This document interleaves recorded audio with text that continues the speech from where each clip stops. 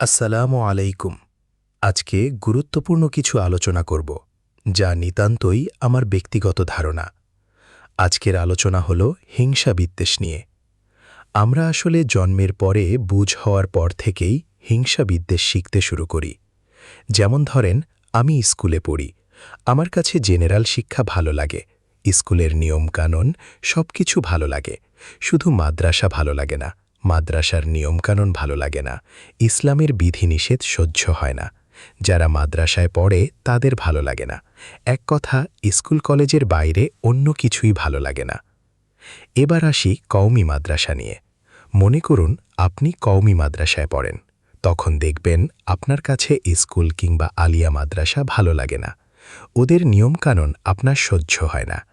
এমনি এমনি school college Alia মাদ্রাসার প্রতি কেমন জানি বিদ্বেষ চলে আসে। এবার আলিয়া মাদ্রাসার কথা বলি।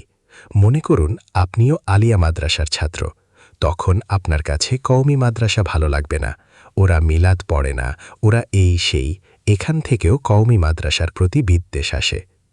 এখন কথা হলো, এই হিংসা বিদ্বেষ কি আপনার মাঝে এমনি এমনি আসছে? না, এটা আমাদের বুঝ হওয়ার পর আমাদের শরীরে ইনজেকশনের মতো ঢুকিয়ে দেওয়া হয়েছে।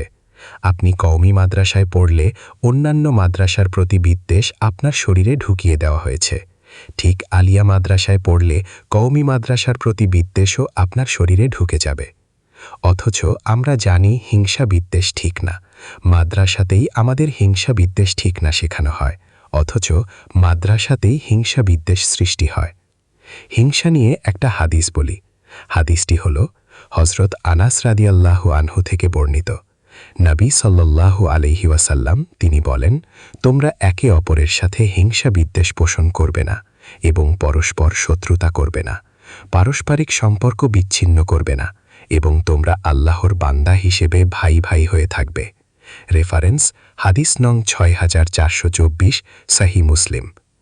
এখন আমার এই বক্তব্য শুনে অনেকের কাছে খারাপ লাগতে পারে, কিন্তু আসলে এসবই আমাদের সাথে দিনের পর দিন ঘটে আসছে। আমরা প্রতি বছর ওয়াজ মাহফিল করাই, সেখানে বড় বড় আলেমদের ওয়াজ শুনি, ওনারা কোরআন হাদিসের কথাই বলেন, আমরাও শুনি, কিন্তু সেখানেও আমাদের হিংসা বিদ্বেষ আছে। যারা কওমিপন্থী তারা আলিয়াপন্থী আলেমদের দাওয়াত করেন না, ঠিক যারা আলিয়াপন্থী তারা কওমিপন্থী আলেমদের দাওয়াত করেন না। এখানেও আমাদের হিংসা বিদ্বেষ। এমনকি হিংসা বিদ্বেষ আমাদের মাঝে এমনভাবে মিশে গেছে, আমরা এটা নিয়ে ঝগড়া করি, রক্তারক্তি করি।